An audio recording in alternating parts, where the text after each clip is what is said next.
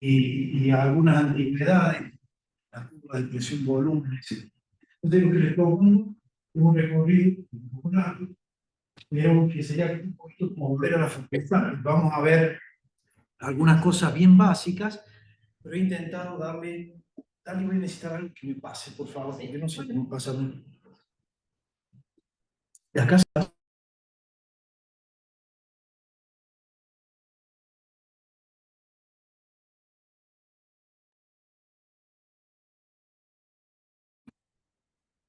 Ahí no veo dónde están las flechitas.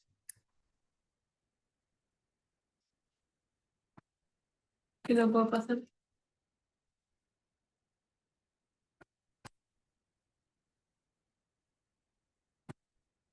No me deja. ¿Será que lo que se conecta con esto? No.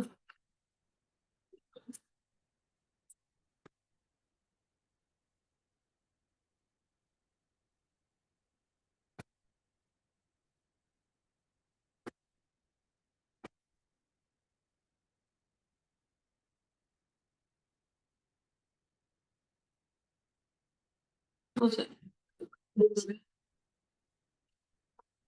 Sí, dejo de compartir y vuelvo a compartir.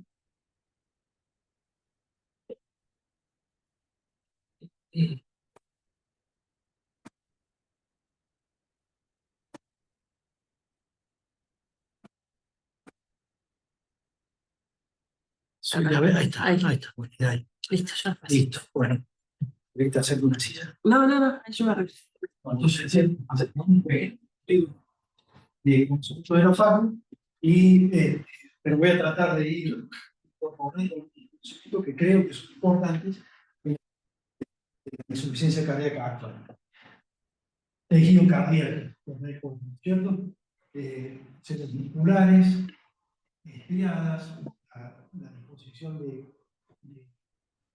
tráquiles con bandas oscuras y bandas claras, núcleos grandes, centrales, pero estos discos intercalares que son uniones muy densas y es lo que hace que el tejido cardíaco sea insensible. Una célula cardíaca que pueda rápidamente, son células contrarias, pueda transmitir su potencial de acción a otra rápidamente, y todos los fenómenos contráctiles se transmiten rápidamente, como si fuera una sola célula, y es lo que hace que podamos interpretar la actividad eléctrica del corazón como vectores, y es lo que vemos de la superficie como el electrocardiograma. Sí. Por esas uniones sómicas densas, hoy sabemos que tienen canales, se llaman desmosomas, que están compuestos por proteínas que son muy importantes. Algunas son proteínas de unión, ¿no? Que existen en muchos tejidos en la piel, pero en el tejido cardíaco, la placoglobina y la desmoplaquina, la que siguen, son proteínas de unión que cuando están mezcladas dan enfermedades que hoy conocemos cada vez más, como la cardiopatía por desmoplaquina, así se llama, que son mutaciones de desmoplaquina o de placoglobina, y algunas tienen la manifestación ya conocida de la miocardiopatía reumogénica del ventrículo derecho, y hoy sabemos también que existe la miocardiopatía reumogénica de esas proteínas que son proteínas de la unión, que sí. Respecto a la fibra cardíaca, la estructura de la fibra cardíaca es muy particular. Celda, sí, tiene el sarcolema, pero tiene estas invaginaciones del sarcolema que lo que hacen es aproximar el sarcolema, en realidad, a esta otra estructura que está muy desarrollada, que es el sistema nuclear. Entonces, es como si tuviera el corazón de la célula bien próximo al sarcolema, porque estas invaginaciones de membrana plasmática llegan a estar bien en contacto con las mitocondrias, con el sistema reticuloendoplástico y con los bases de miofibrillas. Es la estructura contráctil de la cual vamos a referir enseguida, ¿no? Hay muchas proteínas, hay varias proteínas dentro de esos bases de sarcómeros. Las más importantes, miosina, actina, tropomiosina y tropomina, eso que sirve. Pero hay otras en las cuales estamos tomando cada vez más atención, como es la glitina. En realidad no es una proteína contráctil, sino una proteína de sostén, una de las proteínas más, entonces más largas que existen. Y esta glitina, que forma parte de la estructura del sarcómero,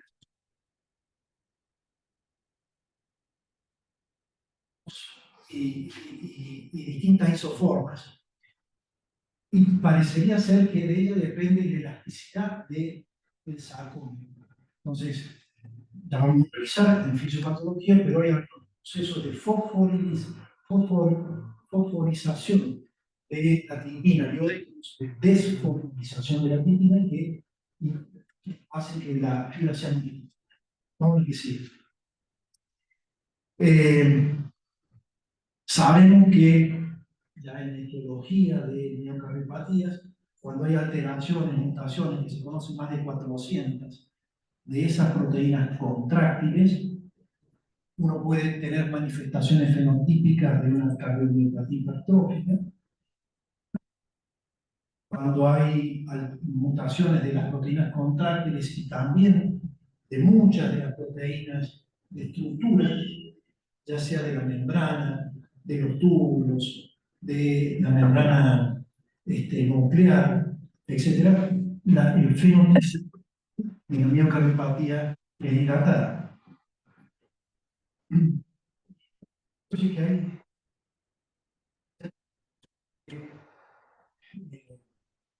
porque está bien, definimos insuficiencia cardíaca en función sistólica preservada y no porque orientamos el tratamiento así.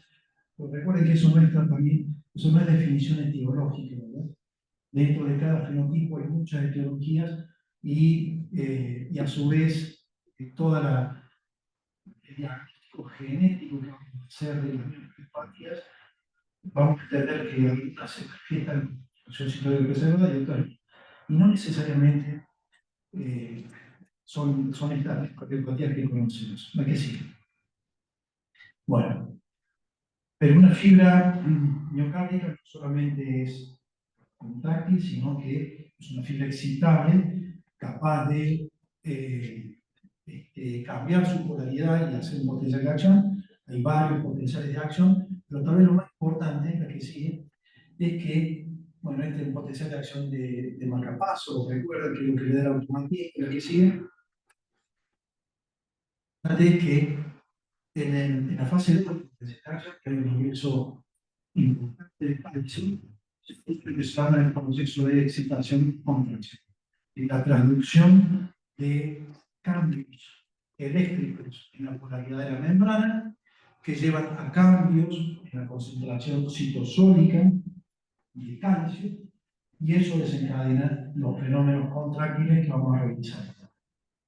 Para seguir con las etiologías de los cambios en esos canales de las distintas fases de potencial de acción, están todas las canalopatías que cada vez descubrimos más, la que sigue incluso la farmacología que hacemos de las arritmias depende de esos canales y bloqueamos o estimulamos distintos canales de sodio, potasio, de calcio en los distintos antiarrítmicos que usamos.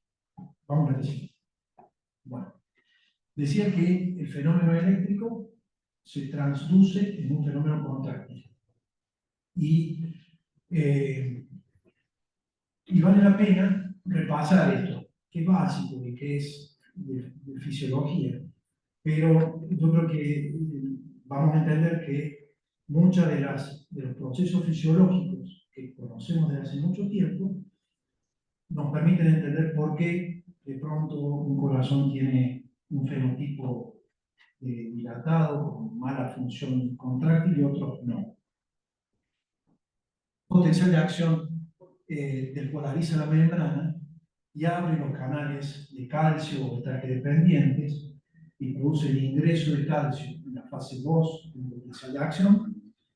Se produce también la estimulación de los canales de reanodina del sistema retículo endoplástico, y eso produce mucha salida de calcio rápidamente al citosol. Entonces, de pronto, la concentración de calcio en el citoplasma aumenta mucho. Ese calcio va a unirse a la troponina C, cambia la estructura cuaternaria de la tropovirosina, libera el espacio de la actina, que es más divertido. Pero lo que sigue también es importante. No, lo que sigue que es la relajación. Porque la relajación también es un proceso que demanda mucha energía. Este proceso de contracción demanda mucha energía y el proceso de relajación también. Porque empieza con el secuestro calcio por una bomba que se llama cerca con S, y que vuelve a reclutar el calcio dentro del sistema retículo endoplástico.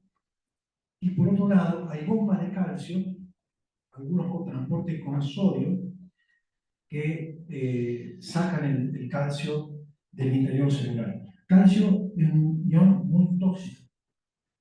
Todos los inotrópicos que conocemos hasta el momento, la mayoría de los inotrópicos que conocemos hasta el momento, son inotrópicos que, ahora que se dice,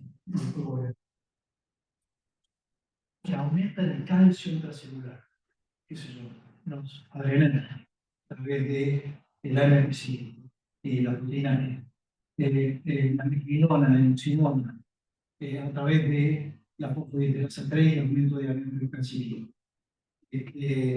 Bueno, la emocionalidad, que es un sensibilizador del calcio, todos aumentan el calcio intracelular y sabemos que son para aumentar la contracción, pero también tóxicos y casi todos los estudios clínicos.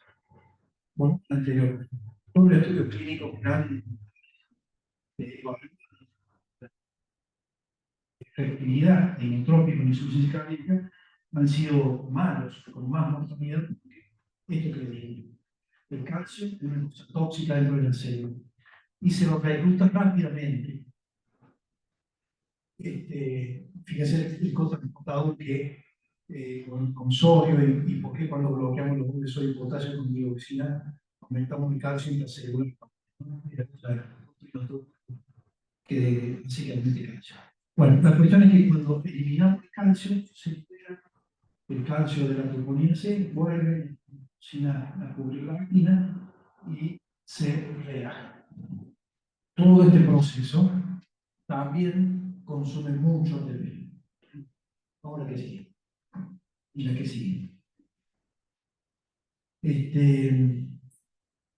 Yo no sé si esta es la que queríamos ver. Ahora que sigue, el video que sigue. ¿Vale? Voy a chequear una cosita. No, otro video, por favor. Así es eso. Sí.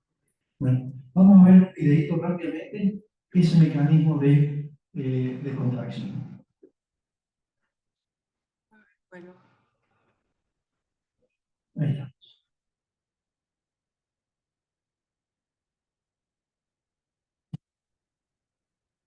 Esto, las venas, arterias del, del tejido cardíaco, y dentro de una fibra cardíaca los distintos bases de miofibrillas, muchas mitocondrias, el sistema retículo endoplástico, los túbulos el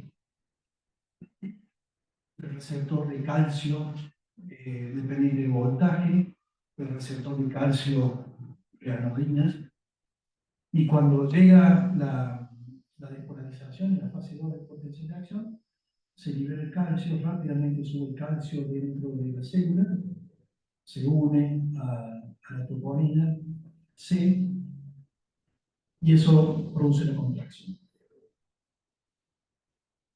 En la relajación, a través de la cerca, se recluta nuevamente el calcio y se produce la relajación. Dentro del sarcómero,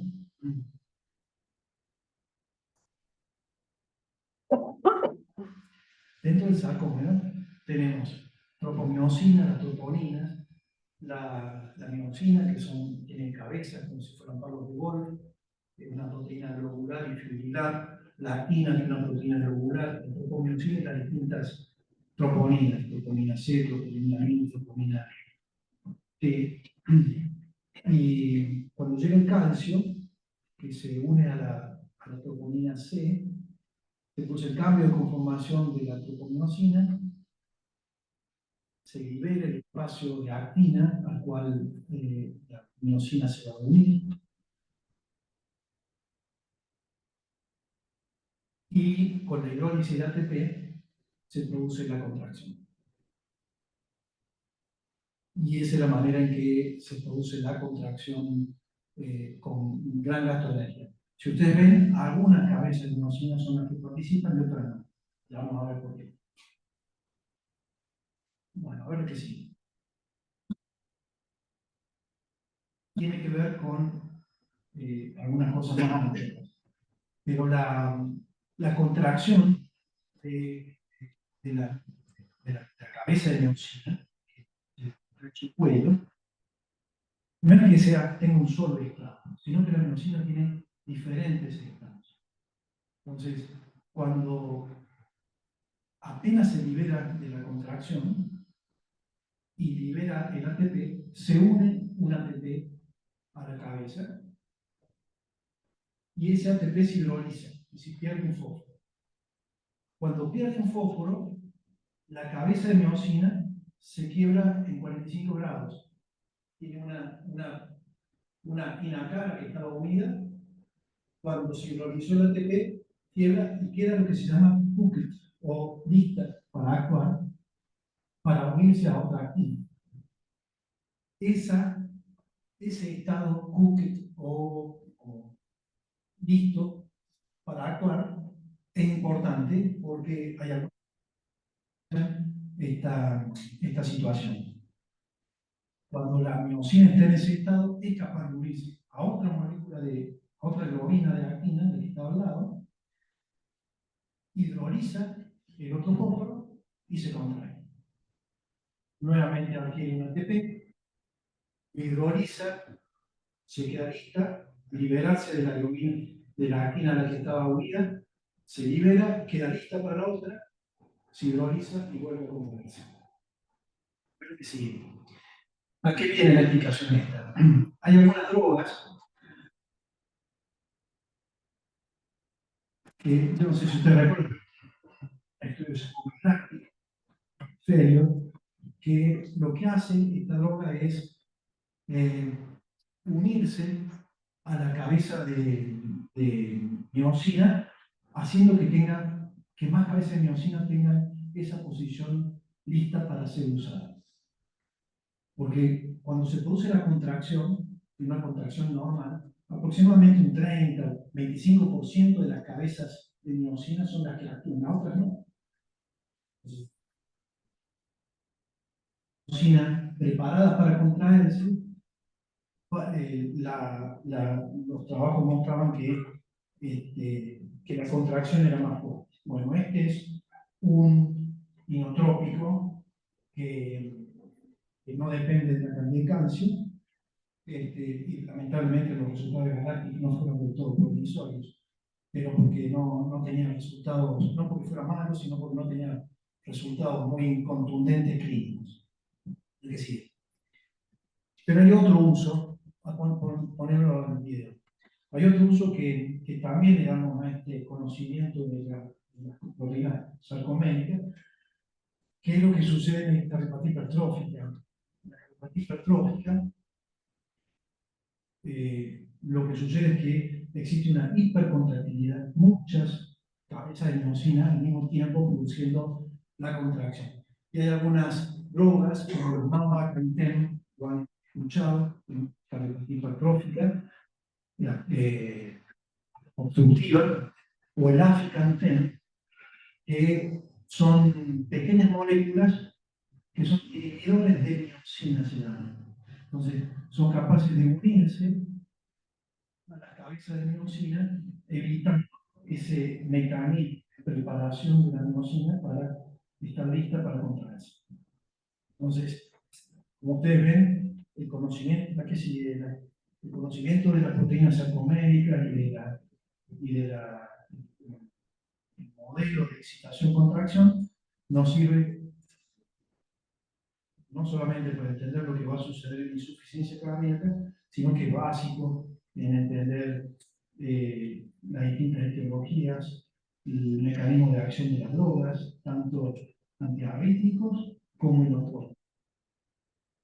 Bueno, la historia no sigue así, no termina ahí, sino también tiene que ver la disposición de las fibras ya macroscópicas del corazón. Tenemos fibras que son longitudinales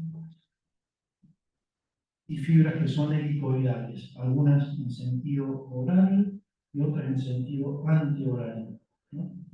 Y eso hace que un corazón no se contraiga como si exprimiéramos una naranja, sino se contrae como cuando exprimimos un trapo. Esa es la forma en que se vacía el corazón más rápido. Y tiene su importancia, sí, a ver que sí, en algunos momentos cuando se pierde la conducción normal del corazón como el bloqueo de la izquierda, o como cuando el fenotipo es de cardiopatía dilatada, existe esa disincronía y ese rocking, el tape se pone como un lavarropa, porque ese mecanismo de vacío no existe y el volumen de eyección de un latido es muy bajo. ¿Es que sí?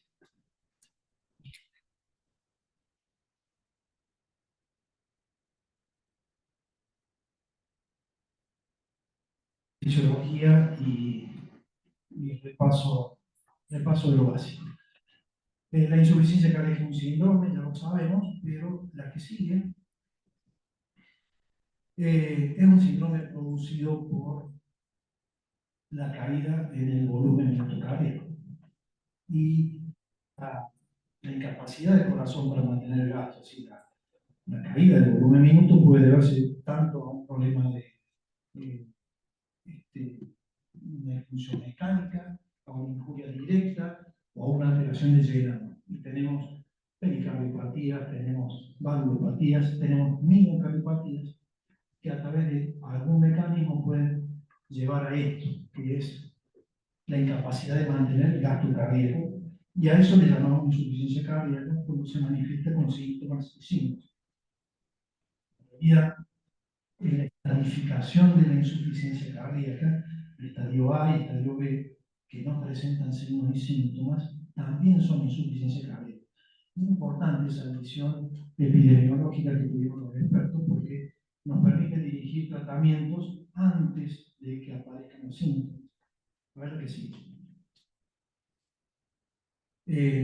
Hay distintas formas de medir el gasto cardíaco, pero una que es muy antigua, lo siento, en el programa, pero le llamamos un poco de presión volumen, todos la conocen, ¿no es cierto? De la fase, cuando se produce la apertura de la válvula mitral, que se produce el llenado rápido y lento después la contracción auricular y el cierre de la válvula mitral, a eso le llamamos diástole, el periodo isovolumétrico sistólico, hasta el cierre de la válvula aórtica y la eyección, a eso le llamamos y el cierre de la válvula aórtica y después el periodo isovolumétrico hasta la apertura de la válvula mitral. A eso que le llamamos curva de presión-volumen, que ya no usamos, nos sirvió para ayudarnos a entender el volumen cardíaco, entender los distintos componentes del volumen minuto y cómo variaban con la precarga, la poscarga, etc. También nos ayuda a entender lo que pasa en la insuficiencia cardíaca y cómo una curva de presión-volumen normal en un paciente con insuficiencia cardíaca está desviada a la izquierda. Significa que para alcanzar la presión de fin de diástole, lo hace a presiones mucho mayores y siempre con un gasto cardíaco más bajo, con un volumen de eyección más bajo. Esto es lo que pasa en insuficiencia cardíaca aguda. La insuficiencia cardíaca crónica tiene volúmenes mucho más altos todavía. Y son ventrículos que se manejan con volúmenes muy altos, volúmenes de fin de diástole incluso volúmenes de fin de sístole muy altos.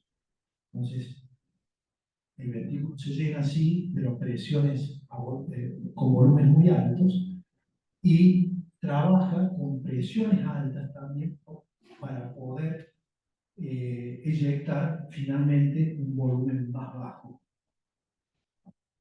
En el caso, ese es el fenotipo dilatado o con función reducida. En los que tienen fracción de eyección preservada, en cambio, la curva está desviada hacia la derecha. Y uno ve que el ventrículo empieza a llenarse con presiones más altas y termina con presión de fin de diástole mucho más altas que uno normal, para tener la eyección y un volumen de eyección más bajo también. Eso es lo que sucede en la insuficiencia cardíaca con función sistólica preservada. La que sigue.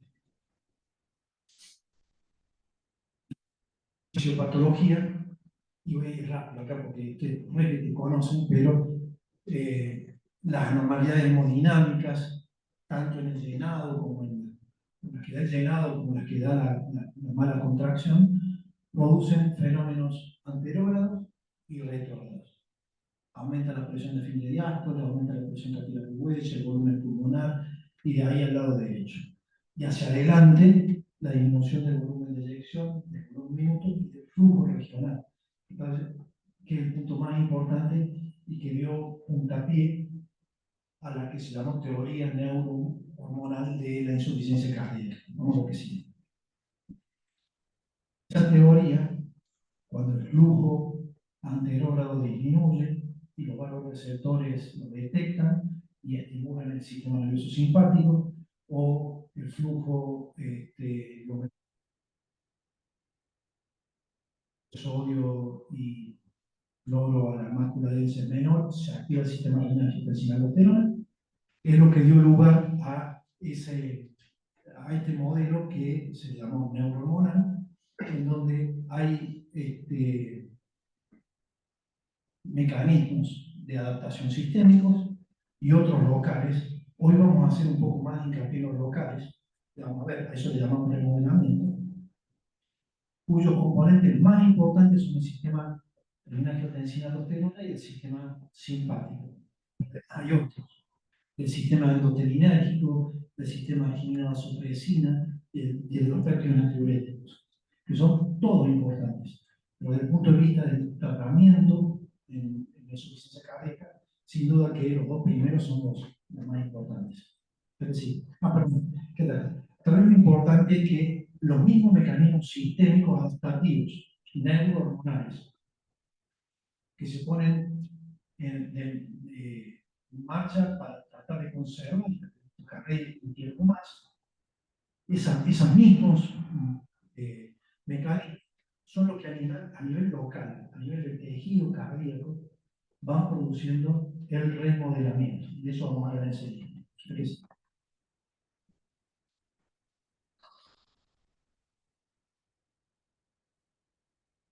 La que sigue, por favor.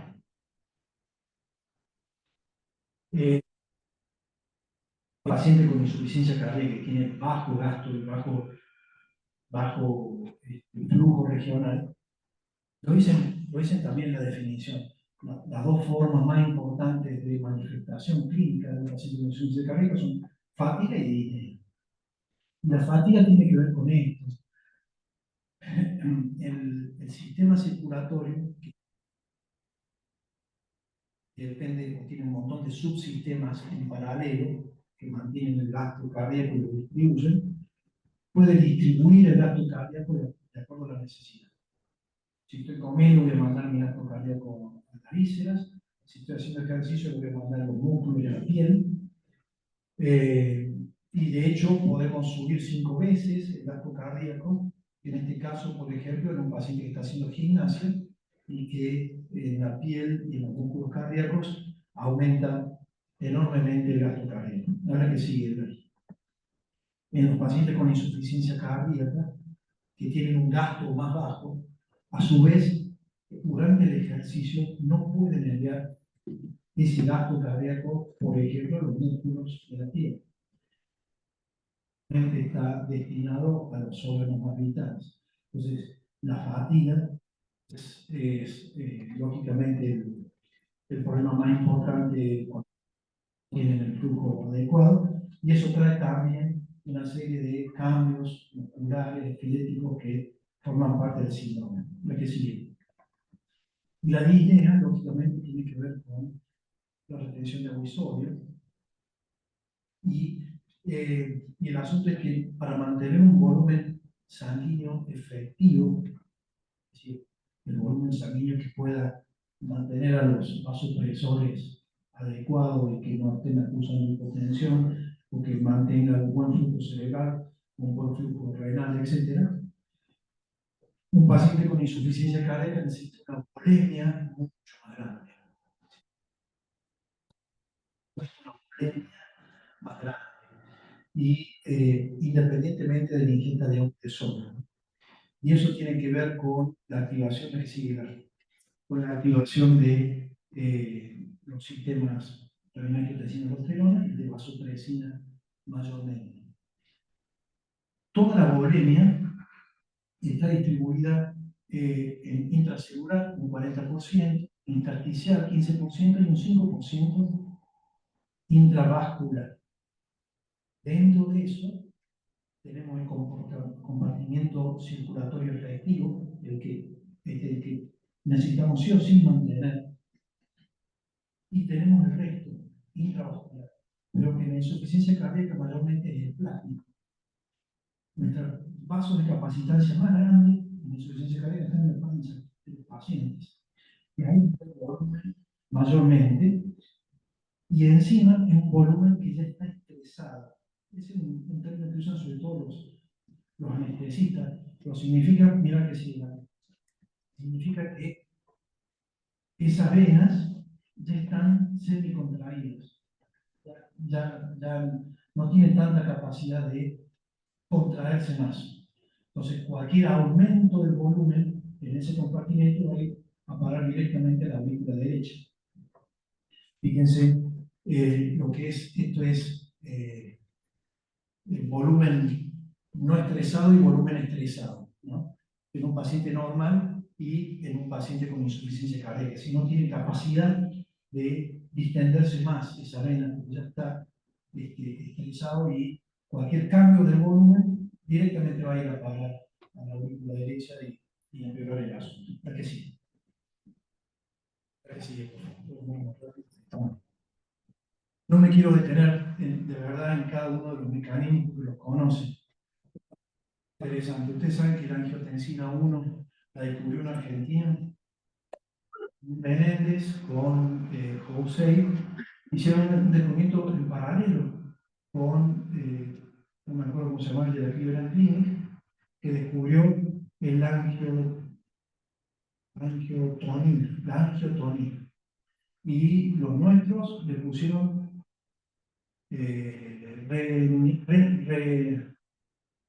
angiotensina. No. Sí, renitensina. Sí. Entonces, al mismo tiempo, en el norte descubrió la angiotensina y nosotros la renitensina. O sea, así se pusieron de acuerdo y le pusieron mitad nombre, y quedó la angiotensina. Y de verdad es así. O sea, y viene a cuento porque ya les voy a contar otro descubrimiento de un argentino también. Sí. Pero el sistema renina-angiotensina se activa, y ya saben lo que eso produce. Hay también una gran producción de endotelina. Y esto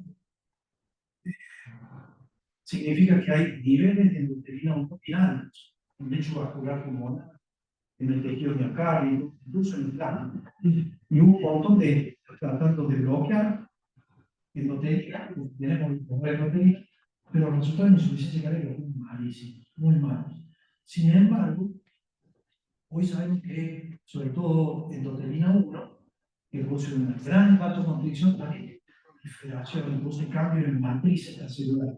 Probablemente esté involucrada en lo que es el remodelamiento, que ya vamos a avanzar en eso. La que sigue. Pero desde el punto de vista terapéutico no nos sirve. el sistema es que arginina vasopresina en la neurohipófisis que secreta una antidiurética, vasopresina. Recuerden que produce reabsorción de agua, agua libre por agua porina en los. Ahora que sí, creo que hay una reacción. Sí, por la, tiene un receptor que se llama receptor de vasopresina 2 y que produce la inserción de esas aguas porinas y con la absorción de agua libre. Bueno, eso está también activado en la insuficiencia cardíaca y de hecho es uno de los problemas que tenemos con la insuficiencia cardíaca crónica y la hiponatremia. Esto está permanentemente activado y reabsorbiendo agua libre para mantener la presión, ¿no? Bueno, hay inhibidores de ese receptor, uno que se llama tolvaptan, que fue también probado en insuficiencia cardíaca, no aumenta la mortalidad, no disminuye la mortalidad, pero sí disminuye la congestión y las internaciones. Pero yo diría que el único varón, y no hay en el país, sí hay en el país, porque yo uso el nefrólogo para la riñón poliquística, pero es carísimo y yo creo que el único lugar que tendría la insuficiencia cardíaca es cuando hay hiponatremia. Es que sí. Y finalmente los péptidos natriuréticos, ¿no? Tenemos el sistema renal que tiene aldosterona, el sistema adrenérgico, el sistema de aminosupresina, y en contraposición, haciendo todo lo contrario, el sistema de los péptidos natriuréticos. Ustedes saben que se produce en el tejido auricular, en el tejido miocárdico, ¿sí? Lo que viene, y que fue descubierto por otro argentino, en Córdoba, en realidad. El doctor Paul, Adolfo Paul, en realidad no lo descubrió Paul, terminó su estudio en Canadá, pero la verdad que sí, fue un experimento muy lindo, porque él decía, vio células auriculares. Dice, che, ¿pero por qué tiene tantos sistemas retículos endopláticos y gránulos? Si parece más una célula endócrina que un cardiocito. Entonces, ¿qué voy a hacer? Preparó lisados de aurícula, los hizo soluciones y se los inyectó a ratas. Y vio que las ratas tenían natriuresis y diuresis aumentada. Entonces se llamó factor natriurético atrial. Y fue descubierto, o sea, la angiotensina y son inspiraciones argentinas, lo que sigue. Y hoy sabemos que tal vez más importante el BNP, que tiene del brain, del cerebro, pero que es el que se secreta fundamentalmente en el tríaco, aurículos y ventrículos, y no solamente ante el stretching, ante el aumento de la presión, sino también por el sistema renina-angiotensina-aldosterona. Un gran estímulo del sistema renina-angiotensina-aldosterona provoca la secreción de péptidos antibióticos en los y lo que hace el péptido antibiótico es fundamentalmente diuresis y natriuresis, ¿no? Vamos. Se quiso usar péptidos para tratar insuficiencia cardíaca. Hicimos hasta DNP, no sé, artificiales para inyectar, no sirvieron. Y diría que el primer fármaco que fue contundente y lo van a revisar cuando vean tratamiento, que fue sacubitril/valsartán, que lo que hace es inhibir la nicotina y por lo tanto inhibe la degradación de BNP. Y uno aprovecha el efecto natriurético y diurético del BNP. Es decir, bueno, y hay un tipo de remodelamiento que tal vez sea la parte más importante. Vamos a decir. Remodelamiento le llamamos a todos los cambios que se producen en el miocardio durante el transcurso de la insuficiencia cardíaca o cuando el volumen cayó por algún motivo y se producen cambios en el miocardio. El término fue estudiado polinfático. Entonces, mucho de las cosas que sabemos de ahí, de polinfático, hoy en día eso se trasladó al resto de la miocardiopatía y tratar de hacer algún mix de eso. Pero en la dilatada, en la función reducida, el problema es que se hipertrofia, aumenta de volumen y se vuelve más esférico, pierde esa función, esa forma elíptica del ventrículo. ¿Es que sí? Ya, debe haber otra cosa. ¿Antes? No, debe estar animada, me parece. Esa misma de la puerta. Ok. Ahí está. Pero como les decía, desde el punto de vista terapéutico, las guías nos aproximan a clasificar la insuficiencia cardíaca en función ciclótica preservada y función ciclótica reducida o función ciclótica intermedia. Simplemente porque tenemos tratamientos para una y para otra, porque los diseños de los estudios fueron así.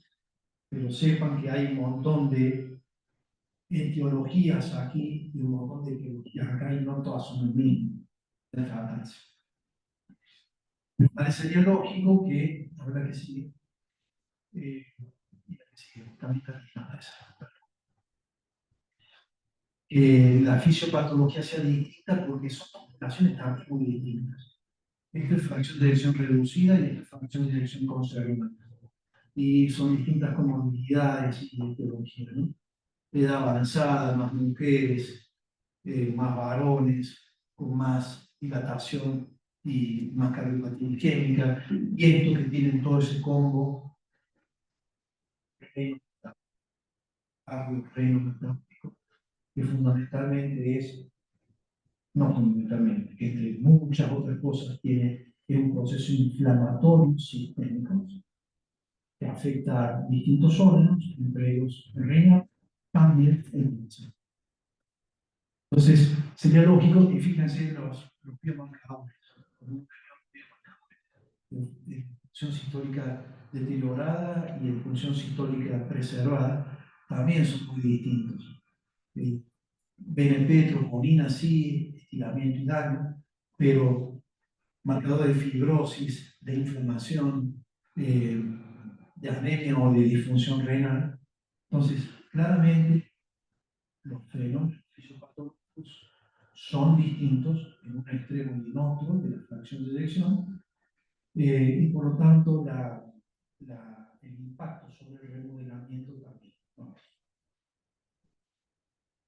En el caso de la reducida, claramente el mecanismo fisiopatológico tiene que ver con los mecanismos compensadores, activación de sistema renina-angiotensina aldosterona, de sistema adrenérgico, de sistema endotelinérgico, todos los que mencioné, que llevan a un progresivo agrandamiento del corazón con dilatación e hipertrofia, cosa que tiene que ver con la ley de Charles-Darwin y la ley de Laplace, si lo recuerdan. Es decir, el sarcómero, cuanto más se estira, más rápido se contrae. Entonces, dilatar un sarcómero, hipertrofiar, no dilatar, dilatar el corazón, hipertrofiando el sarcómero, tiene esa función de tener muchas más cabezas de miosin dispuestas para contraer sobre las cabezas de aquí, hasta que el sarcómero logró su máximo estiramiento. Pero también hay poscarga aumentada, con aumento de la resistencia, por la vasoconstricción permanente del sistema adrenérgico, y en ese juego se da el permanente remodelamiento. Y yo le decía que el sistema renina-angiotensina aldosterona, el sistema adrenérgico sobre las fibras cardíacas, promueve también la hipertrofia y algunas alteraciones que van a enseguida.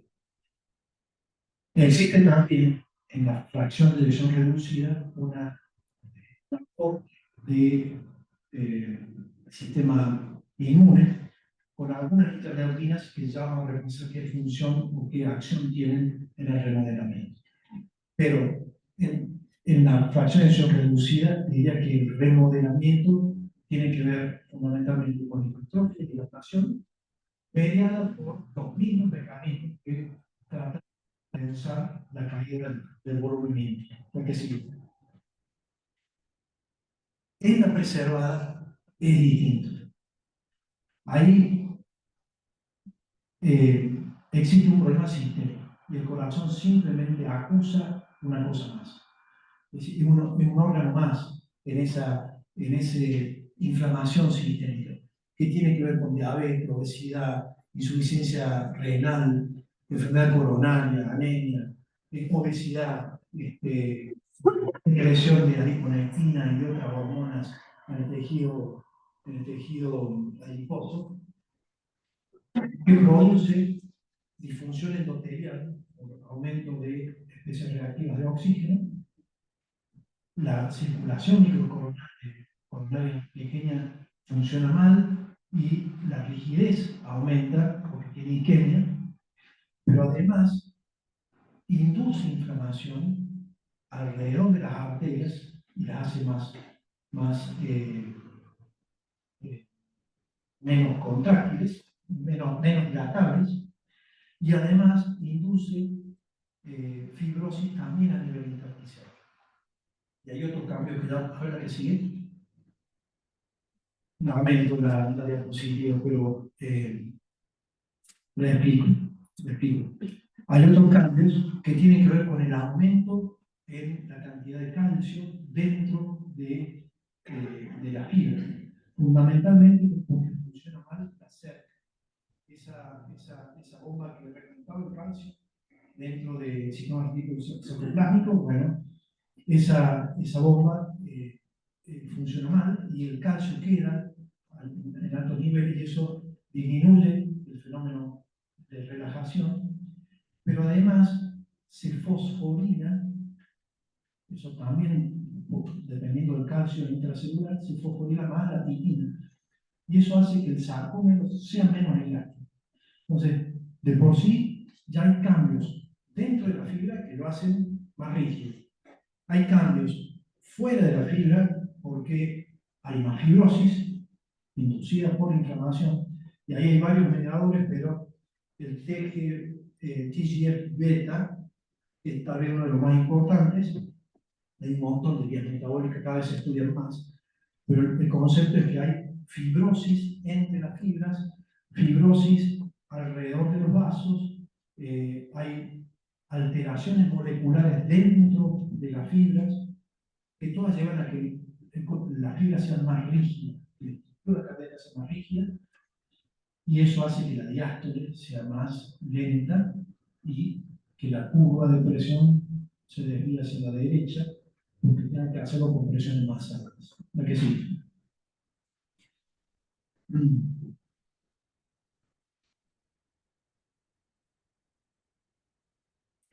La hipertrofia parece ser procesos centrales en cualquiera de las dos, en la reducida o en la preservada. Solo que el proceso es diferente. Cuando los sarcómeros se posicionan en serie, el resultado es hipertrofia excéntrica. Esto lo estudió muy bien en la Escuela de Fisiología de La Plata. Y en cambio, cuando los sarcómeros se posicionan en paralelo, el resultado es hipertrofia concéntrica. Lógicamente, esto es función sistólica reducida, esto es función sistólica preservada. ¿Y qué estímulos inducen una y otra? Y todavía no hay mucha diferencia, porque claramente sistema adrenérgico sistema adrenérgico, los dos inducen hipertrofia y probablemente algunas interleuquinas favorecen la hipertrofia concéntrica.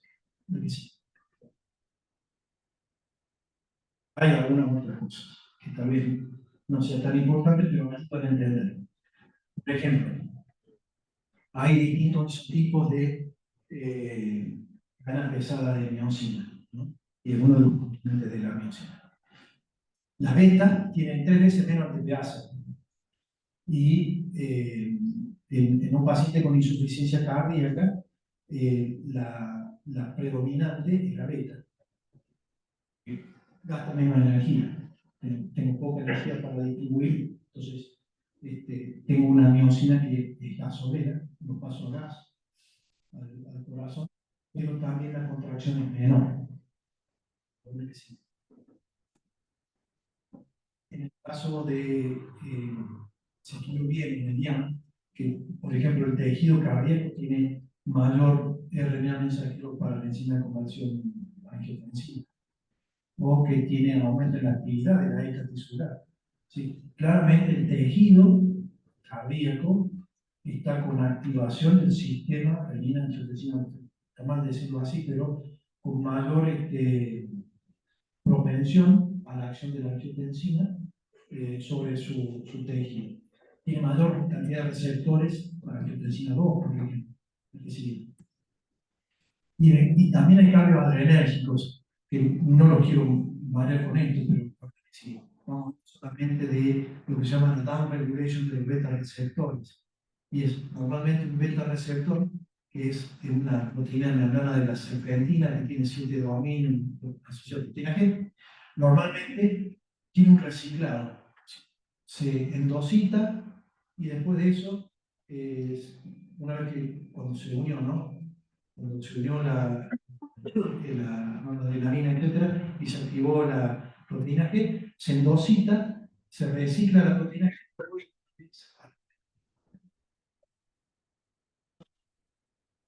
Bueno, esa vuelta a la consiste en insuficiencia cardíaca, o sea que son fibras que tienen menos acción a la gran cantidad de noradrenalina que las está estimulando.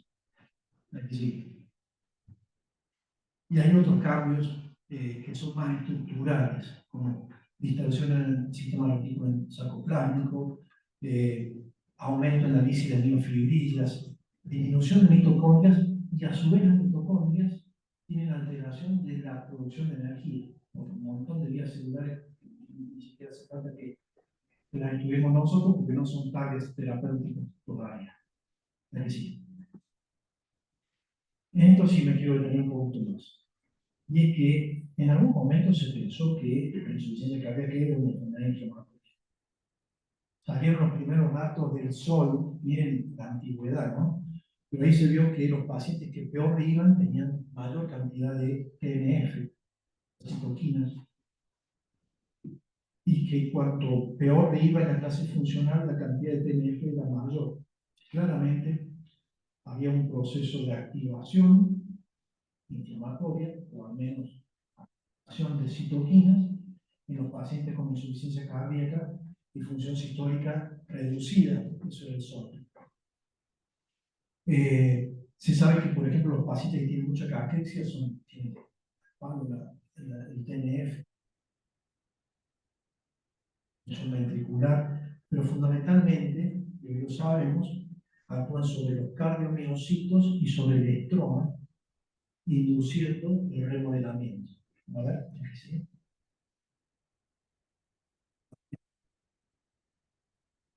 Pero la actividad inflamatoria de las citoquinas en la insuficiencia cardíaca tiene efectos indirectos, pero nos situamos en esto, ¿no? Efectos directos sobre el corazón. Y ahí, por ejemplo, induce la formación de fibroblastos en el estómago, y eso induce fibrosis. Produce cambios en las conexiones de las fibras, y eso induce, entre otras cosas, alteración de la función de transmisión del impulso eléctrico. La fibrosis y esos cambios en la gap junction inducen o pueden inducir reentradas. Produce disfunción intracelular, porque las citoquinas, a través de varias vías fisiopatológicas, promueven el aumento de calcio intracelular.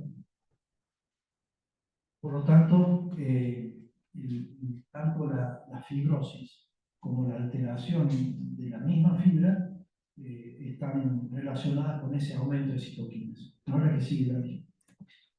En el caso de la preservada, eso parece ser mucho más directo, por esto que le decía.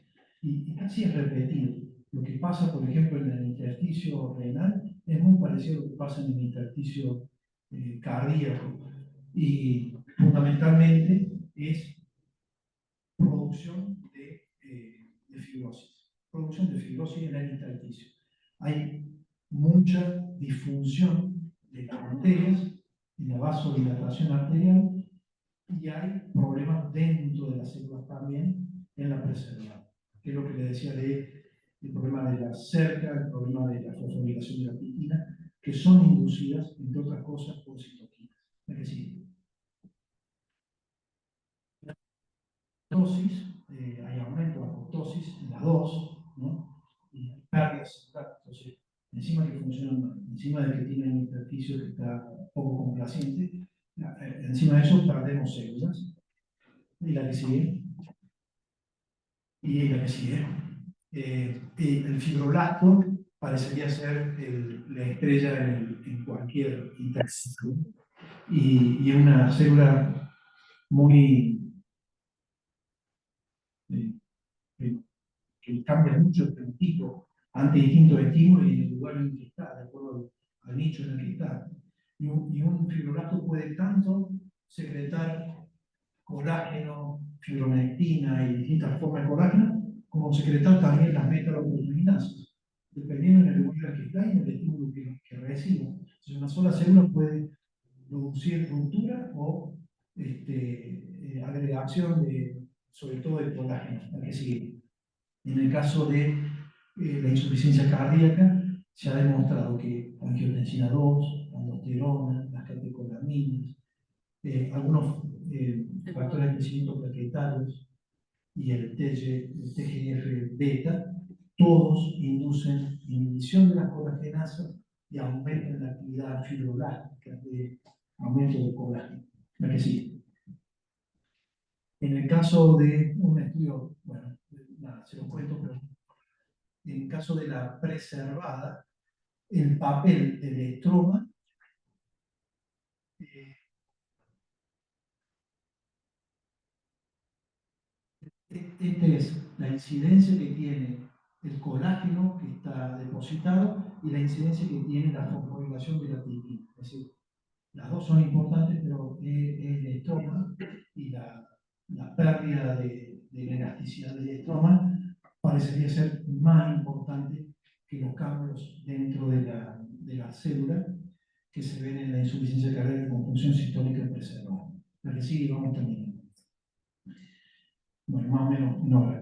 Yo creo que estos dos gráficos resumen todo lo que dijimos.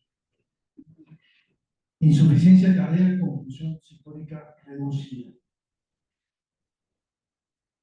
Patológicamente vamos a tener elongación de los miocitos por la posición en serie de los sarcómeros y la hipertrofia excéntrica, dilatación de los ventrículos, pérdida de la compliance, porque el estroma está alterado y no tiene espacio para relajarse rápido, e hipertrofia excéntrica, ¿no?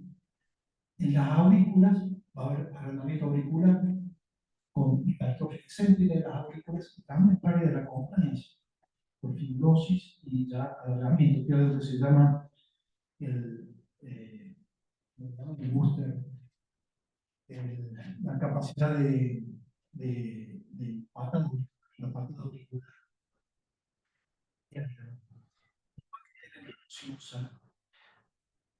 Además, alteración del ventrículo derecho, con dilatación del ventrículo, con incremento en el strain ventricular, agrandamiento y pérdida de la boca de la aurícula derecha e insuficiencia.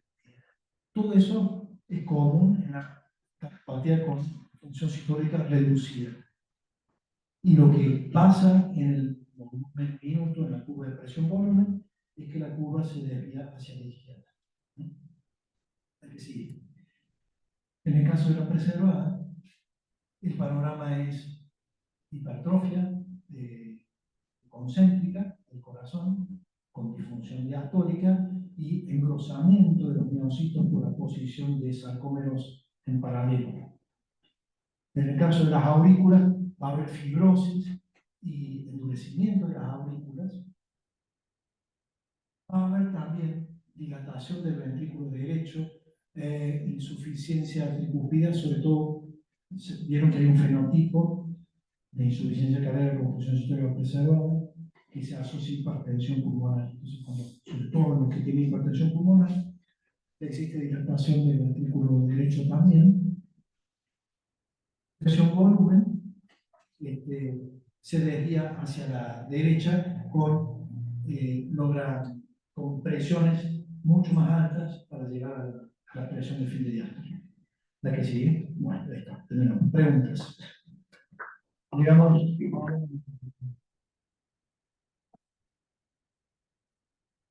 sé que ha sido una carga de 200 y que algunas diapositivas tal vez no eran ni tan didácticas, pero me gustaría que devoluciones de preguntas. ¿Qué me gustaría recalcar? Que está bien el modelo de insuficiencia cardíaca va. No. ¿Ahí me escuchan los del más allá? ¿Cómo saben si te escuchan? Porque Ahí abro. nos contestan del más allá. Me voy allá. Para sacar la barra, Ah, eso lo acabo de averiguar recién. Es Control Alt Shift H. bueno. Bueno, entonces, perdón los que estaban del más allá, no conecté el Zoom. Ay, ¿por qué? ¿Qué hice? ¿Por qué se ve así? Sí, algunas. A ver.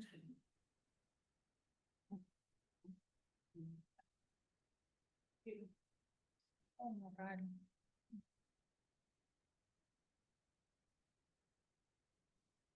¿No lo saco? No, es el. ¿Será ese? ¿Lo conecté mal? No, no es que lo conectaste mal, es que mira las condiciones de la tarjeta. Ahí está. Bueno, no sé en qué estamos. Ah, bueno, que la evaluación de el tema con la congestión es que hay congestión clínica y hay un montón de congestión subclínica. Van a ver que en todos los que hablamos de estos temas ponemos esta imagen que es como la típica del iceberg. Y en eso radica la importancia del monitoreo buscando congestión, porque la evaluación de la congestión debe ser paramétrica, no es que estaría bueno, debe ser por guías multiparamétricas. Entonces, ese es el punto básicamente del monitoreo en congestión. Nosotros sabemos muy bien que ya fuera de todas los, digamos, las definiciones estrictas de derecha, izquierda, preservada, no preservada, qué sé yo, cuando hablamos de congestión, lo más importante, y sabemos que la evidencia está ahí para guiar tratamiento, son los fenotipos de congestión que tiene el paciente, porque independientemente si es preservado, si es reducida la fe y demás, la congestión, lo más importante de cómo tratarla es saber qué fenotipo de congestión tenemos. Sabemos que tenemos un fenotipo más intravascular y más intersticial. Y no quiero entrar en hablar en lo teórico de congestión, pero sí tenemos que tenerlo claro para ver qué es lo que estamos buscando con el monitoreo. Porque si vamos a buscar esa congestión, tenemos que saber que no solamente estamos hablando de congestión intravascular. Entonces, para comenzar con el monitoreo también, obviamente, el examen físico es parte del monitoreo. Conocemos a los viejos y conocidos criterios de Framingham, que nos lo toman siempre. Es importante saber que la sensibilidad de estos criterios es alta, la especificidad es moderada. Entonces, básicamente lo que nos sirven tienen un valor predictivo negativo. Si no tiene criterios de Framingham, la realidad es que la posibilidad que tenga IC son muy pocas. Si los tiene, puede tener IC o no puede tener IC. O sea, básicamente, para la vida diaria, para el consultorio, para donde no tenemos otra cosa, nos ayuda a descartar. Si no tiene criterios, lo más probable es que no tenga IC. Estadísticamente y en la clínica, eso es lo que se ve. Porque, ¿qué es lo que pasa con el examen físico? Lo que pasa con el examen físico es que ustedes se ponen a ver la especificidad y la sensibilidad de cada uno de los signos. Hay muchos que nosotros los tomamos como si fuera lo más importante y lo más relevante del mundo. Por ejemplo, fíjense la ingurgitación yugular es del 50%, o sea, es tirar una moneda al cielo y capaz de congestión y capaz no, digamos. Entonces, eso es lo que sucede, por lo cual no hay ningún criterio clínico que podamos armar que nos sirva para definir congestión, porque la sensibilidad y especificidad de los signos y síntomas son muy bajas. Para que ustedes tengan una idea, yo les puse un parámetro. Ay, esperen que mi fotito. A ver, ahí está. Qué sé yo. Normalmente nosotros si tomamos un parámetro de una persona más o menos de 70 kilos, tenemos 3 litros de volumen plasmático y 11 litros de volumen intersticial. Cuando empieza a haber congestión intravascular aislada, aumentamos un 20% el volumen intraplasmático, que sería pasar a 3,6 litros. No les voy diciendo los números, pero para que tengamos una idea. Y recién estamos aumentando 0,6 de kilo. Cuando tenemos congestión intravascular y tisular, que todavía sigue siendo subclínica, o sea, prácticamente no nos va a dar ningún síntoma, ya aumentamos casi 2 kilos de peso y un 20% en los dos componentes. Y recién cuando aparece la clínica ya tenemos un 25% arriba, o sea, estamos súper tarde monitorizando la congestión de este paciente. Es por eso, y bueno, ni hablar cuando ya tenemos síntomas en reposo. Es por eso que esta es la importancia de por qué hacemos evaluación multiparamétrica. Este artículo está bueno, discute bastante en los signos clínicos de insuficiencia cardíaca, está bueno para que lo lean. A ver, hemos bastardeado bastante al examen físico, que tiene razones para ser bastardeado, sobre todo para evaluación de congestión, no el examen físico en sí mismo. Pero hay algunas perlitas en este artículo que está bueno leerlas, si uno tiene ganas, lo lee. Entonces, es por eso que es algo muy conocido, que cuando decidieron definir insuficiencia cardíaca, no la definieron solamente con signos, sino la definieron con signos y síntomas y corroborar congestión de alguna forma, con biomarcadores o con algún método de margen. Entonces, es por eso que viene el monitoreo y es ver dónde está la congestión para poder definir insuficiencia cardíaca. Hoy por hoy es un error, no debemos, por guía y en la definición, no está definir insuficiencia cardíaca solamente por signos y síntomas de examen físico. Vamos entonces a ir desburrando y desarmando un poquito todas las formas que tenemos de buscar la congestión. Arrancamos por biomarcadores, no quiero repetir porque escuché que el doc le estaba hablando un poco de eso. Los dos más importantes, péptidos natriuréticos y CA-125 para evaluar específicamente congestión. El BNP sabemos muy bien, sabemos cómo utilizarlo, tiene alta sensibilidad, una especificidad que es un poco menor.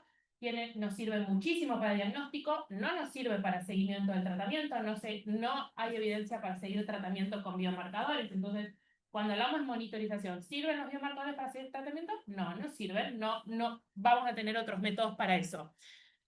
Sí, valores elevados previo al alta nos hablan de que no tuvo una buena descongestión y está relacionado con mayor mortalidad y mayor reingreso, porque sabemos que congestión al alta es igual a peor pronóstico. Pero tengamos en cuenta eso, cuando hablamos de monitoreo de congestión, sirve para diagnóstico, no sirve para seguimiento de tratamiento.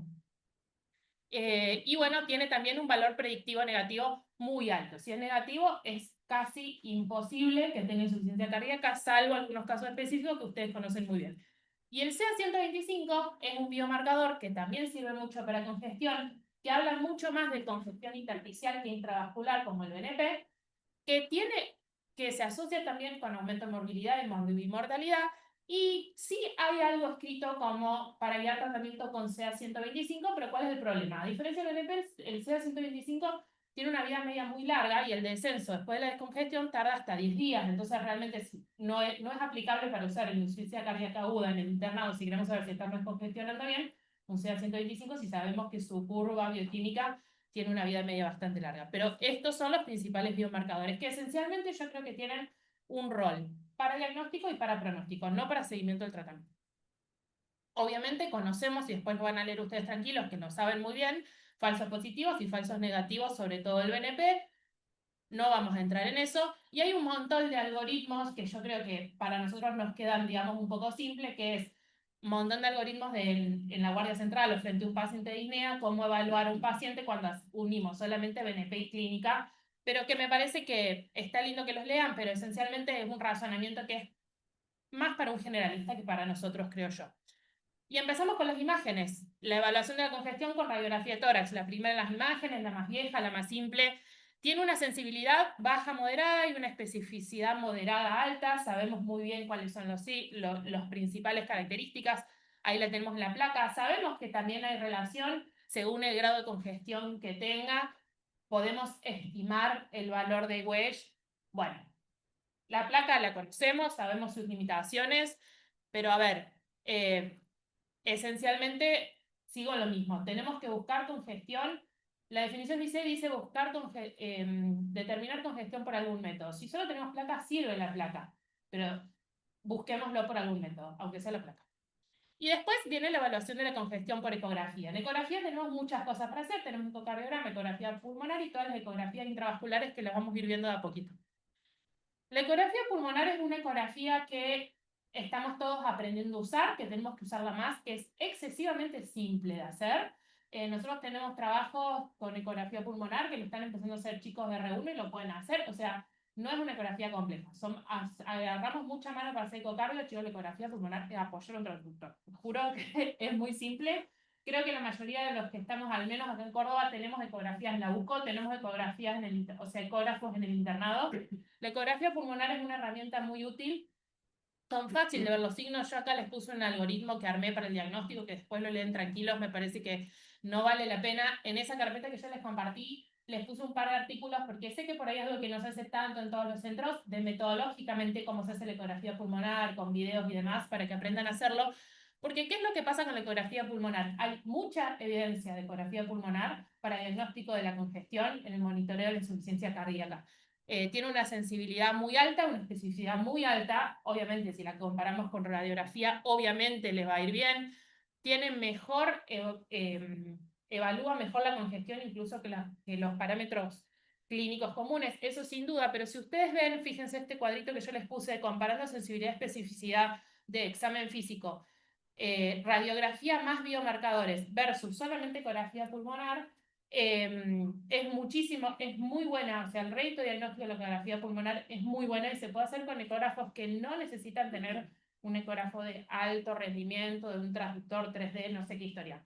Con ecógrafos simples se puede hacer ecografía pulmonar y tiene muy buena sensibilidad y especificidad, y no solo que tiene buena sensibilidad y especificidad, sino que hay estudios que se están haciendo que también disminuyen el pronóstico. Obviamente que disminuyen el pronóstico, porque dijimos que congestión al alta es más muerte y más hospitalizaciones. Si encontramos una herramienta que tenga buena sensibilidad y buena especificidad para encontrar la congestión, obviamente va a modificar la mortalidad y las reinternaciones. Entonces, debemos usarla porque detecta congestión intersticial, porque reduce la mortalidad de eventos, reduce episodios recurrentes de insuficiencia cardíaca y eventos cardiovasculares. Hay muchos datos sobre ecografía pulmonar y creo que si hablamos de congestión es la más reproducible, es la más fácil de hacer y creo que incluso más que los intravasculares tenemos que empezar a usarla. Y después viene el ecocardiograma. Dentro de las ecografías tenemos la pulmonar, el ecocardiograma y dijimos intravascular. El ecocardiograma, cuando hablamos de monitoreo intravascular, lo más importante que tenemos que saber es que tenemos que ir a buscar presiones de llenado. Eso es lo que nos importa si hablamos de congestión. La relación E' es un muy buen valor para ver congestión intravascular. Nos puede definir cuando son valores extremos, si el paciente tiene congestión intravascular o no la tiene. Hay valores en el medio que son grises, del que nos vamos a tener que agarrar de otras cosas. Entonces volvemos siempre a lo mismo. Ningún método puede solo. Tenemos que unirlos a todos. Ahí yo les puse, hay también fórmulas para calcular la wedge con el valor de prima, con evidencia frágil, dudosa, pero se puede contactar. Sí, creo que lo más importante, todas estas herramientas me parece que lo que más sirven cuando hablamos de ecografía no es para los pacientes grises, sino para definir a los pacientes que realmente están muy congestionados o no están nada congestionados, y creo que en el cuidado crítico es lo más, por ahí, lo que más necesitamos, porque uno, a ver cuánta congestión tiene, no tiene, cuando estamos todos tranquilos, digamos, en un pase de guardia, es otra historia. El problema es a la noche, cuando me entra el paciente, vos decís, che, este paciente está séptico y está estresado y necesita volumen, o está en insuficiencia cardíaca y necesita flujo. Bueno, esos pacientes dan valores extremos, entonces te va a dar una E' de 5, que necesita líquido, te va a dar de 22, que obviamente necesita flujo. Entonces, creo que ahí radica eso. Son también medidas muy fáciles de hacer, todos hacen eco, un E' simple de calcular en la guardia. Creo que, de nuevo, apoyando el eco bastante simplemente, podemos tener mucha más información sin llegar a métodos invasivos, de los que igual obviamente vamos a hablar. También se puede ver la presión sistólica de la arteria pulmonar, se puede ver los flujos de la pulmonar para ver si hay flujo sistólico reverso, que todo esto básicamente nos hablan de presiones de llenado, sobre todo para congestión intravascular, sobre todo, no vamos a estar con un ecocardio congestión intersticial, desde ya. Esperen que se me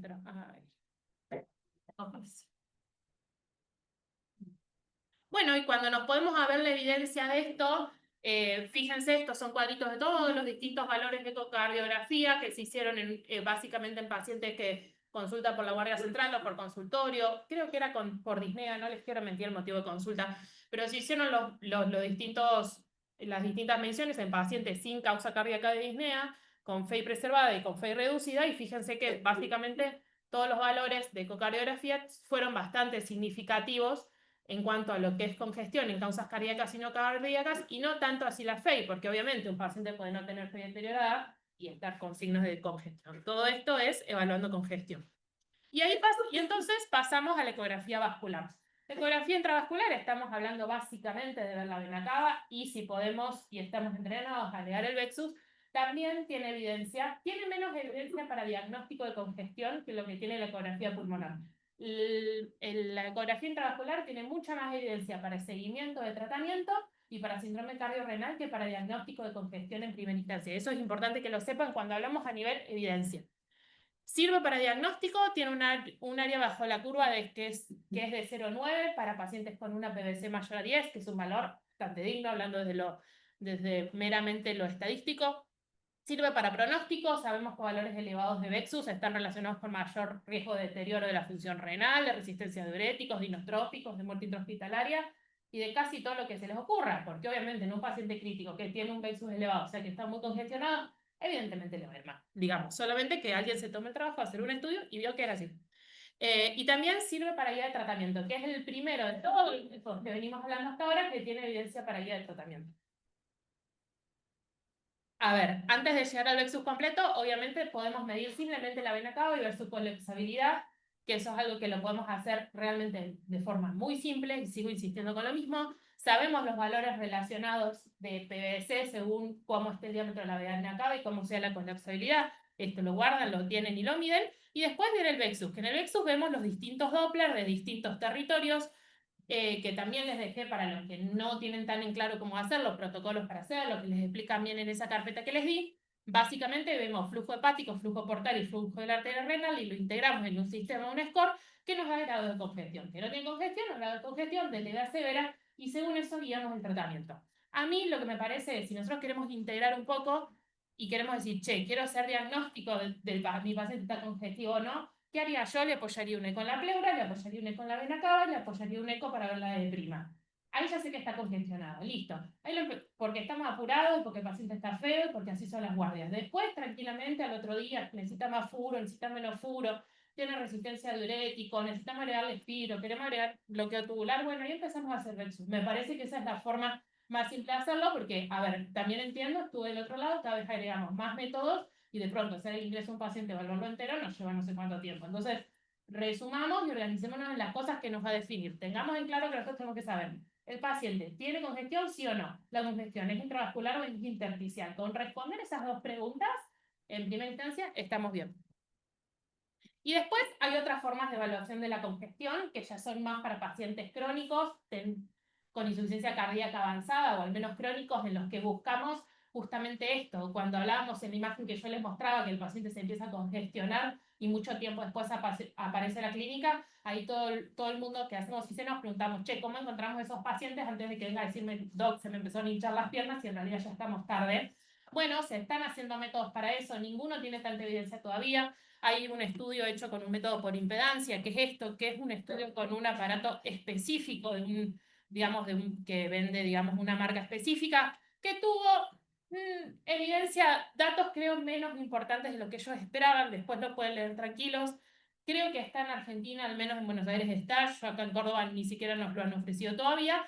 Y después dispositivos implantables, que es el CardioMEMS, que ustedes saben que lo que hace es básicamente ver la presión pulmonar en los pacientes ambulatorios que de forma remota se ve cómo se van congestionando.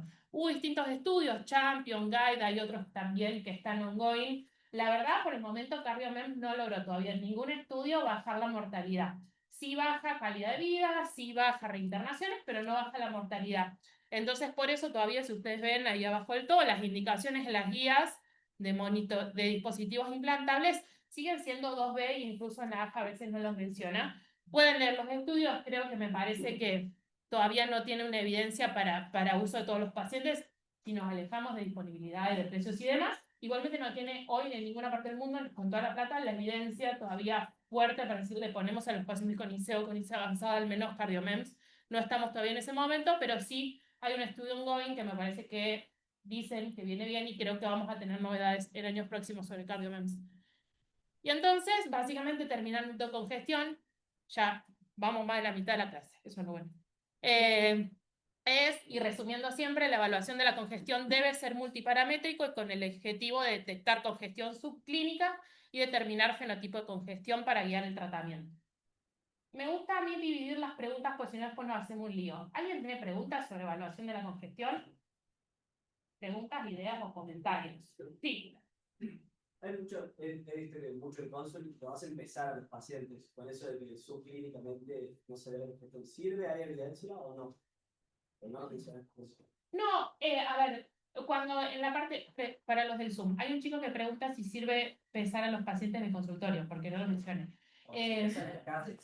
No, bueno, o si se pesan en la casa, bueno, sí.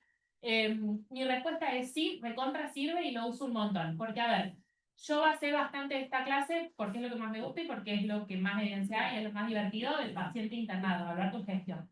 De herramientas que tenemos para el consultorio, evaluar tu gestión en realidad son muy pocas. Las que se estudian esto, impedancia, cardiomems, todas esas no tienen evidencia.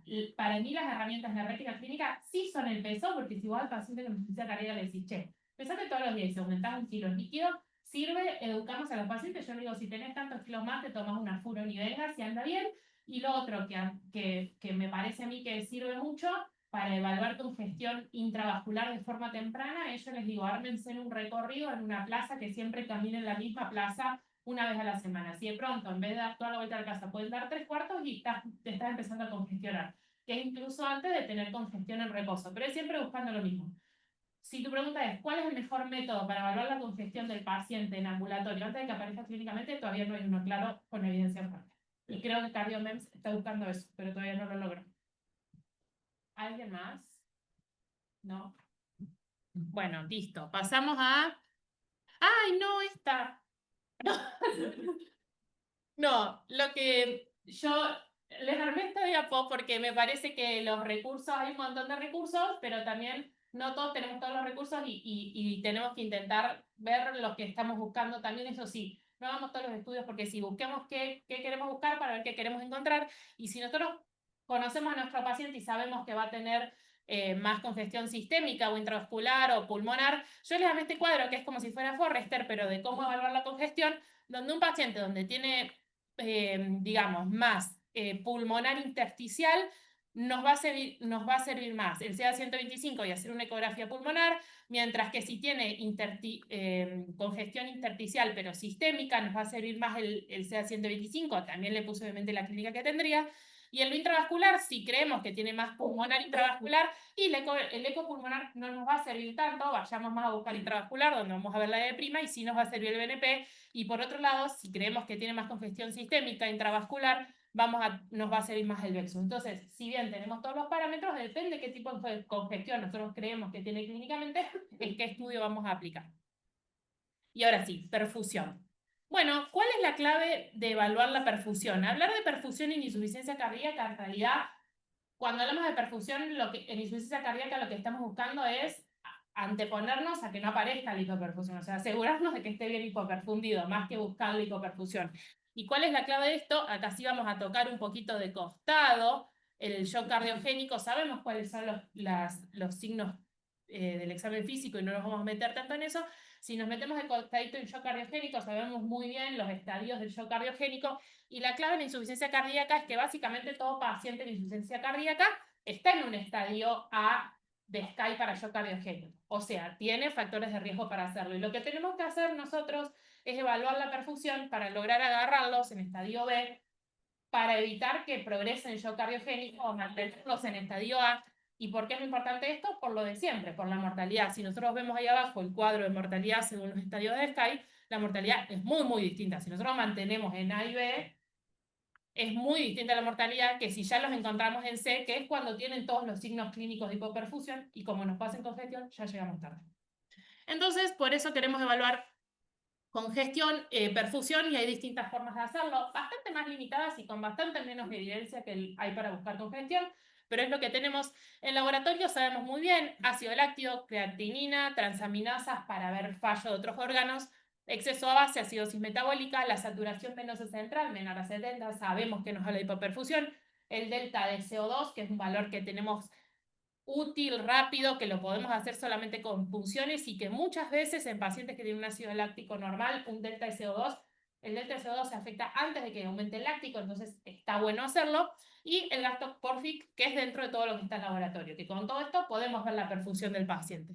A ver, esencialmente esto es lo mismo, como digo, estamos hablando de monitoreo en pacientes con IC, no con shock. Entonces, esencialmente es siempre le pedimos gases a las insuficiencias cardíacas cuando ingresan, al menos en nuestro centro. Vemos siempre, nos aseguramos que la saturación venosa esté bien, no estoy tan segura. Entonces, prendamos los ojos, porque lo que estamos buscando es eso. Es muy fácil ir a ver el ácido láctico en el paciente chocado o el del TCO2 en el paciente chocado, porque todos lo buscamos. En IC hay que buscarlos, porque tenemos que agarrarlos antes. Con los pacientes empiezan el shock antes de que lo veamos clínicamente. Entonces, en eso radica. Y en el ecocardiograma, en todo esto que yo les digo, que apoyamos y vemos cosas, para evaluar perfusión, lo más importante es medir el gasto cardíaco. El gasto cardíaco se hace con calculando el diámetro del tracto de salida y calculando el BTI de la válvula aórtica. Cuando nosotros vemos la evidencia de esto, el gol estándar, obviamente, el gasto cardíaco sigue siendo el catéter de resonancia, o sea, por termodilución, y cuando nosotros vemos por eco, tiene un error porcentual de hasta un 30% por los límites de confianza que tiene. Cuando hablamos de gasto cardíaco, un 30% es bastante, porque los números de gasto cardíaco son chicos. Entonces, la evidencia dice que no es tan simple intercambiar un valor por el otro. ¿Y cuál es la razón de esto? Si nosotros nos ponemos a ver la fórmula, el diámetro del tracto de salida se hace al cuadrado. Entonces, ahí nosotros medimos mal, que además sabemos que es la medida más difícil de hacer en un paciente internado, y tenemos un error al 4. Digamos. Entonces, es ahí la importancia de saber solamente el BTI. Nosotros solamente viendo el BTI sabemos, y hay evidencia, que un paciente con un BTI de 17 o para arriba, sabemos que el paciente tiene un gasto normal.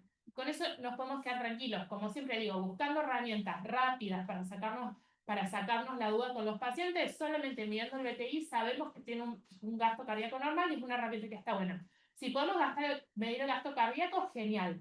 Otra herramienta para que tengan algo que se puede hacer es que solamente una persona mida el diámetro del tracto de salida, que no se va a modificar en la intervención, y dejan anotado, el diámetro de este paciente es de tanto, y después todo el resto mide solo el BTI. Entonces no va a haber tantos errores en las mediciones. Y aunque el primero se haya errado en la medición, los cambios del gasto van a estar. Entonces pueden ver las tendencias, puede que el valor no sea el más exacto del mundo, o midiendo, por ejemplo, con un tracto de salida de algún eco que tengan hecho hace 2 años, 3 años. El tracto de salida siempre es el tiempo chico, a menos que lo hayan operado.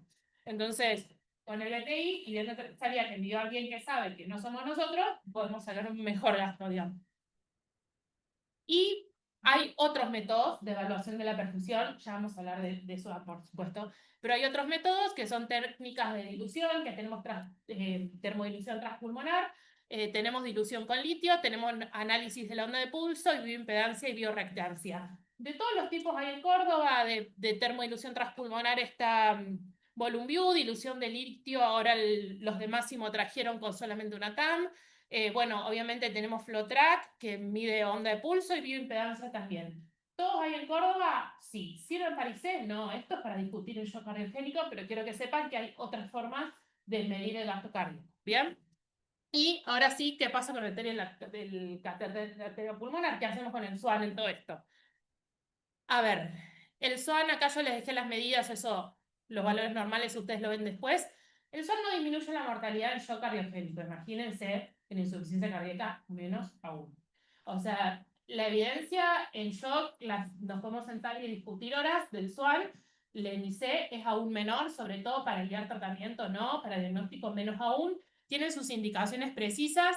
Esencialmente en insuficiencia cardíaca, el catéter de Swan-Ganz es importante para diagnóstico de presiones en pacientes con cardiopatías congénitas, cuando tenemos pacientes con sospecha de pericarditis constrictiva o restrictiva, o sea, restrictivos o constrictivos, que básicamente esto dice acá. Sí tiene bastante más utilidad en pacientes con sospecha de insuficiencia con fe preservada, que el diagnóstico no es tan simple y tenemos que ir a constatar la congestión intravascular, pero para el inicio de tratamiento en un paciente internado no tiene ningún tipo de indicación. Si ustedes se ponen a ver las guías, que lo ponen con una indicación muy baja de indicación, si no responde el tratamiento habitual. Realmente lo que yo creo, y creo que es lo que dice la evidencia, y también las guías dicen un poco eso, es que en insuficiencia cardíaca el catéter de Swan-Ganz, no teniendo hoy todas las herramientas que tenemos, no es de primera instancia, no tiene indicación, y creo que no deberíamos ponerlo.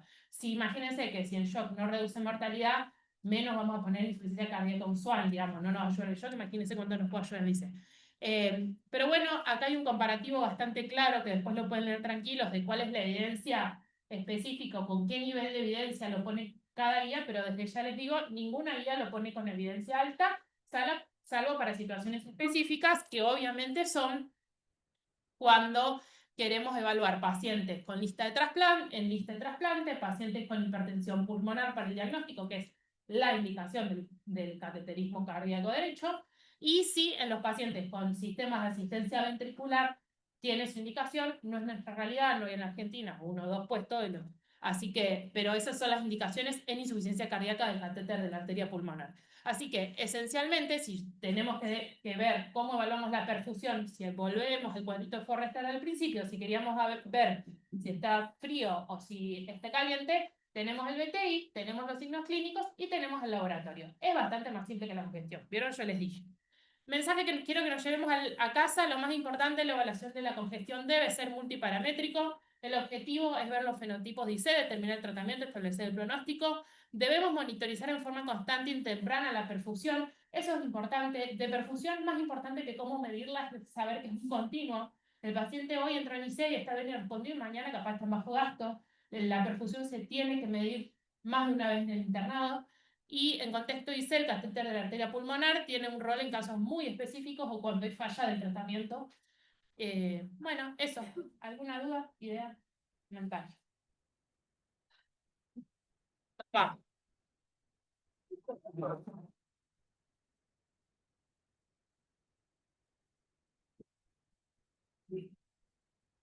¿Dudas, chicos? ¿Se quieren ir? No, ya está ahora. No tenemos dudas, ya está ahora nadie.